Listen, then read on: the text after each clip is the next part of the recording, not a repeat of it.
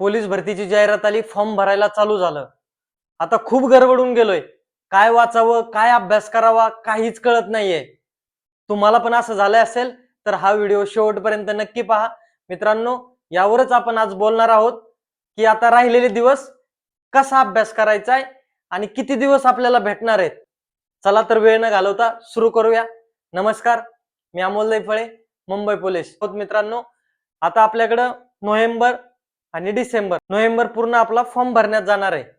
त्यानंतर इथून मागे प्रत्येक वेळेस मुदत वाढ भेटलेली आहे. 15 दिवस पकडून चला.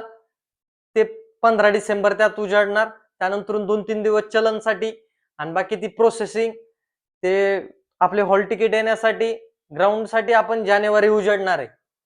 असं पकडून चालू.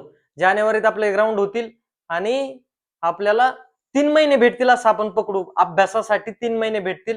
जास्त पण भेटू शकतात, पण आपण 3 मिनिमम पकडून चालूया. चला मित्रांनो, पण यात आपण आता करायचंय काय सध्या? आता खूप मुलं गडबडून जात आहेत. 4-4 तास बसणारे मुलं डायरेक्ट 8-8, 10-10, 12-12 तास बसतायत. मित्रांनो, असं करू नका, गडबडू नका. आपण जे नियोजन प्रॉपर करा. हा ठीक आहे, तुमचा 4 विषय आहेत आपल्याला.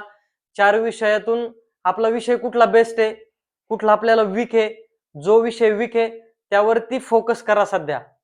ज्या तुम्ही नोट्स काढल्या असतील त्या नोट्स आपण कशा काढल्यात, हा मग त्याला आता उजळणी द्या. आता जो हा पिरियड आहे, ज्या गोष्टी येत नाहीत, ज्या गोष्टीवरती आपल्याला कमी मार्क्स भेटतात, जिथं आपले मार्क जातात त्यावरती भर द्या. मग मराठी असो, मराठीत मित्रांनो आता व्याकरण तर विचारतात, पण कर्ता आणि कर्म प्रत्येकालाच ओळखता येतंय, पण आपल्याला ते खोलवर जातात आणि अडकतो कुठे आपण? शब्दार्थ, समानार्थी शब्द, शब्दार्थ